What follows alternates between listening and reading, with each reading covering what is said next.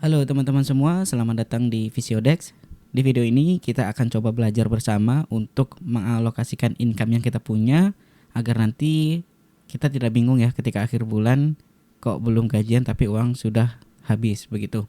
Untuk budget plannernya ini saya menggunakan Excel ya teman-teman, Excel yang saya buat sendiri. Nah, bagi teman-teman yang ingin mempunyai Excel yang sama seperti saya, teman-teman bisa membuka ya laman YouTube dengan channel di Office Lab. Nah, teman-teman cari yang How to Create Ultimate Personal Budget in Excel. Nah, teman-teman bisa ikutin saja tutorialnya. Di sini ada tertera sekitar 6 jam ya untuk tutorialnya.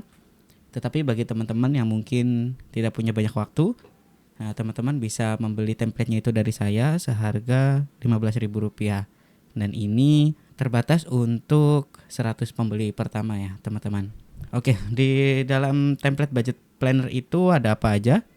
Yang pertama kita ada sheet setting, kemudian ada budget planning, ada budget tracking dan budget dashboard. Jadi untuk setting nanti kita akan setting untuk penggunaan awal dari budget planning ini. Kemudian ada sheet budget planning. Nah, ini kita mencoba memprediksi ya, menentukan berapa sih besaran yang akan kita keluarkan di setiap bulannya. Kemudian ini ada budget tracking, yaitu setiap pengeluaran yang setiap cash flow yang masuk ya, entah itu pengeluaran atau pemasukan, itu kita catat teman-teman di sini. Untuk melihat hasilnya kita bisa gunakan budget dashboard. Nah, di sini kita bisa melihat secara visual ya mengenai income, expenses maupun savings yang kita punya. Oke, lanjut aja ke sheet setting ya teman-teman. Kita mulai di contohnya di tahun 2025.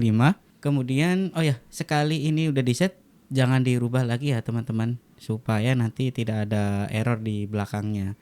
Kemudian ada last monthly income. Nah, ini untuk teman-teman yang mungkin gajiannya di tanggal 1, set inaktif aja tidak apa-apa. Tapi kalau misalnya teman-teman gajiannya di tanggal 20, 25 atau pokoknya bukan tanggal 1 begitu, kita set aktif dan isikan tanggal gajian teman-teman semua. Kemudian untuk KPI calculation atau saving rate as percent of income. Nah, ini ada dua metode penghitungan ya teman-teman. Yang pertama ini allocated to saving. Jadi kita menentukan sendiri berapa besaran tabungan yang akan kita tabung gitu ya. Dan yang kedua adalah berdasarkan uang yang tidak digunakan begitu. Nah, itu nanti akan dihitung sebagai tabungan. Nah, untuk ini saya akan gunakan allocated to saving dahulu ya teman-teman. Nanti akan saya coba perlihatkan bedanya. Oke, kita lanjut ke budget planning. Di budget planning di sini ada 3 tabel, ada income, expenses, dan saving ya teman-teman. Oke, misalnya gaji di Rp4.500.000. Nah, begini. Kemudian misalnya saya mempunyai kerja sampingan dengan penghasilannya itu Rp500.000. Nah, ini sudah kita isi ya teman-teman. Jadi di atas ini to be allocated, jadi ada income Rp5 juta yang belum kita alokasikan atau yang belum kita budgetkan untuk pengeluaran apa saja. Nah, untuk budgetingnya kita masukkan di tab expenses ini.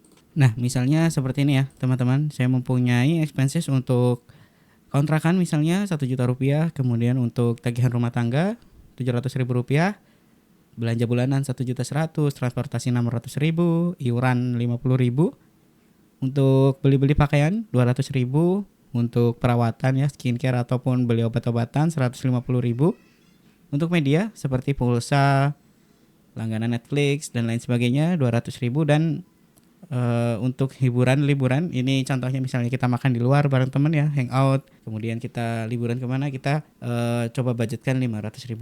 Nah, kita bisa lihat di atas teman-teman, di sini ada Rp500.000 yang belum dialokasikan. Contohnya saya taruh di sini ya teman-teman, Rp500.000. Oke, sudah selesai untuk Januari. Kita coba tambah 3 bulan ya sampai bulan April. Nah, ini teman-teman sudah selesai. Ini saya punya data dari Januari, Februari, Maret, April begitu ya teman-teman. Ini ada peningkatan di kerja sampingan dari 500 menjadi 700 ke 800, dan di bulan April balik lagi di Rp500.000. Oke, yang ini juga misalnya ini tidak dibutuhkan gitu ya teman-teman, ini kita unhide dulu. Oke, ini kita copy aja. Kita nonaktifkan dulu yang ini. Sampai ke 2 kayak gini sudah nonaktif, ini kita copy aja di sini. Misalnya ini paste 1 2 3. Nah, yang ini kita paste juga. Maaf, di undo. Nah, kalau di undo balik lagi kayak gitu ya, teman-teman. Ini kita copy, kita pindahkan sini biar tidak terlalu lebar gitu ya.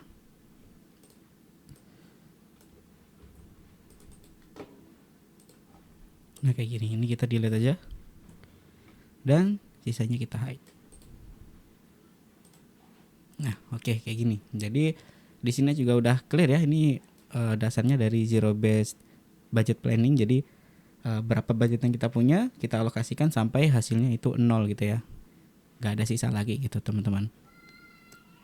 Oke, kita punya data dari Januari sampai bulan April. Sekarang kita coba ke budget tracking. Nah, disinilah kita akan isikan pengeluaran atau pemasukan apa saja yang kita dapatkan gitu ya. Jadi misalnya ini tanggal 25 Desember 2024 ini saya dapat income, gaji bulanan netnya berapa? Misalnya 4.500.000 rupiah. Oke, ini otomatis ya untuk effective date-nya. Jadi maksudnya gaji tanggal 25 Desember 2024 ini akan dihitung sebagai pemasukan untuk tanggal 1 Januari 2025. Jadi untuk hidup di bulan Januari. Begitu, teman-teman. Oke, misalnya saya punya expenses ya di tanggal 1 Januarinya. 1 Januari 2025. Terus kita tekan tab. Ini tipenya income, pencet I, tab gitu ya. Kemudian ada belanja bulanan. Nah, kalau nggak bisa kita select dari drop down-nya saja.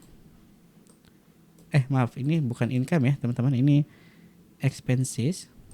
Oke, tab. Kemudian di belanja bulanan. Ini kalau nggak bisa kita cancel dulu, kita select aja. Biar amannya kayak gitu ya teman-teman, dari belanja bulanan. Oke. Nah, ini nilainya sekitar misalnya 250.000 gitu ya teman-teman. Nah, untuk detailnya misalnya teman-teman beli apa, misalnya di sini kita tulis beli beras. Nah, misalnya begitu. Nah, jadi ini punya income 4.500.000 dipakai 250, sisanya jadi ada 4.250. Kemudian kita punya tanggal 1 Januari juga misalnya ya. Kemudian ini tipenya adalah expenses. Untuk pengeluarannya adalah media gitu ya. Bisa diketik begini karena di drop down-nya sebenarnya sudah ada ya di sini media begitu. Kemudian kita masukkan nominalnya misalnya 50.000 rupiah. Kita kasih catatan misalnya beli pulsa begitu. Oke. Kemudian saya kasih contoh 2 lagi ya. Ini di 1 Januari 25 saya punya expensesnya itu maaf, bukan expenses, bukan expenses ya, tapi saving. Oh, nggak bisa ya kalau fontnya itu nggak sama, jadi besar kecilnya harus sama. Nah, ini saving, ini sebagai misalnya dana darurat. Dan savingnya berapa? 500.000 rupiah ya, kita anggap alokasi di awal begitu. Kemudian di tanggal 2 Januari 25 kita punya expenses. Ini di transportasi ya. Ini kalau mau ketik sekalian, kalau mau drop down pakai drop down aja gitu ya, lebih aman. Misalnya transportasi kita isi bensin 25.000 rupiah. Ini kita tulis misalnya isi bensin.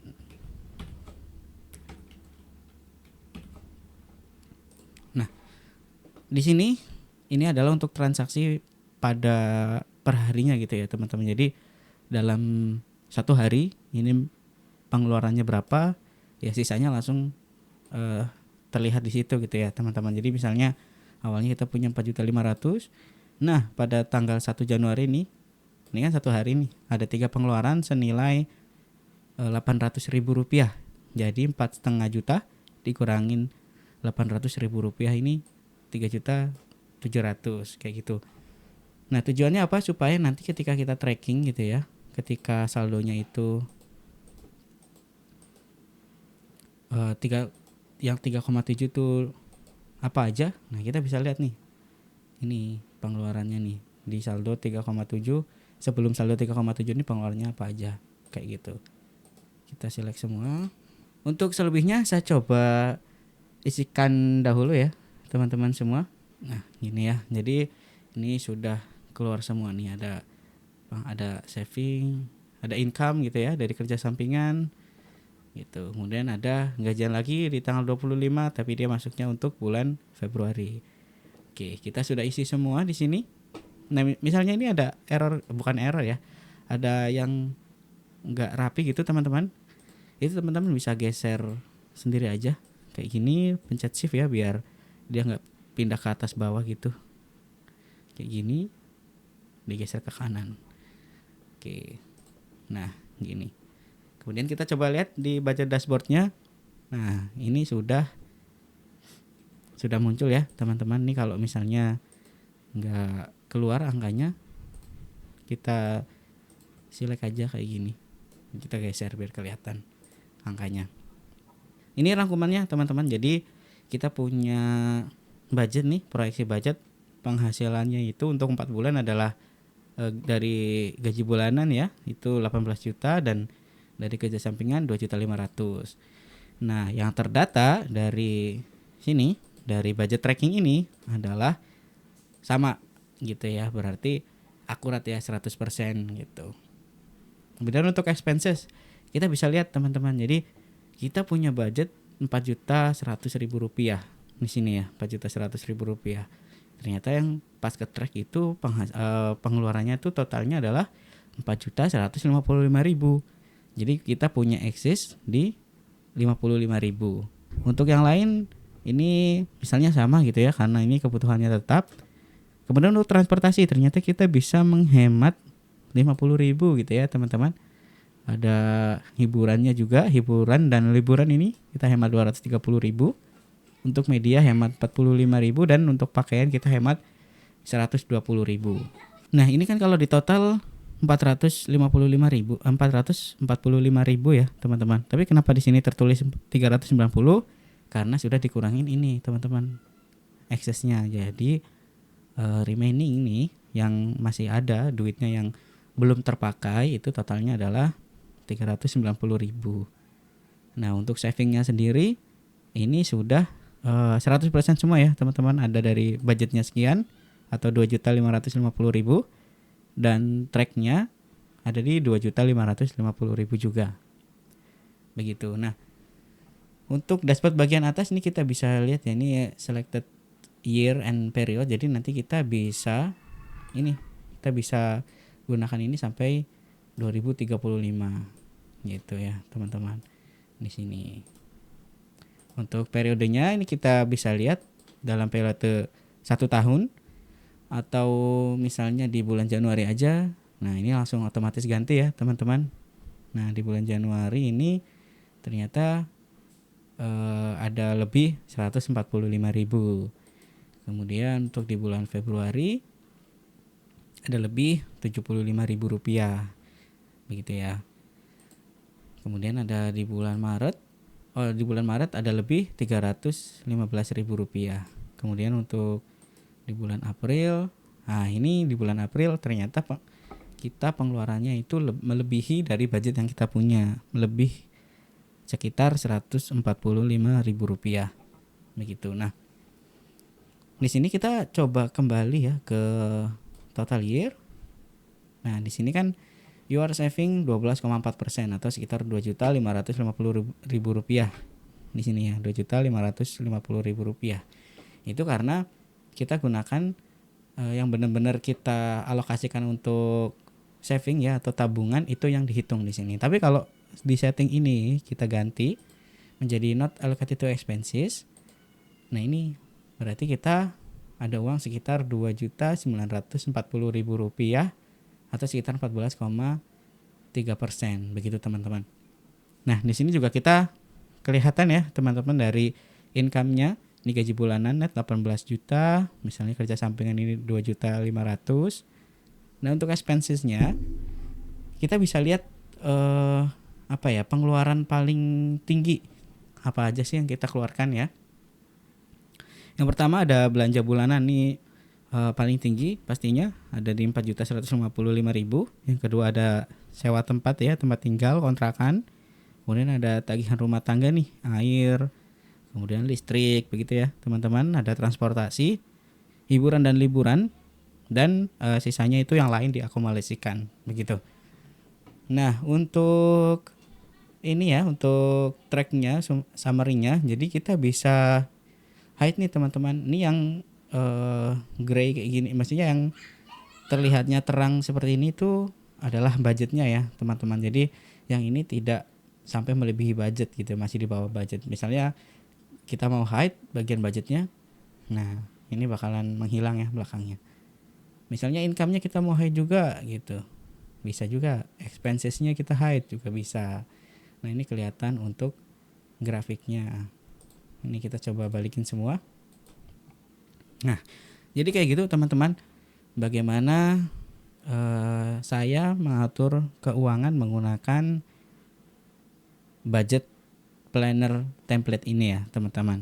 Nah untuk ini teman-teman kalau misalnya udah masuk ke tahun 2026 begitu ya, ini tinggal teman-teman hide aja di sini, klik tanda minus ini di atas, kemudian yang di tahun 2026 ini klik tanda plusnya. Nah jadi seperti itu budget planning template dari saya ya. Ini untuk membantu teman-teman juga yang ingin mencoba mengatur keuangan teman-teman semua. Oke, terima kasih teman-teman semua. Sampai jumpa di video selanjutnya.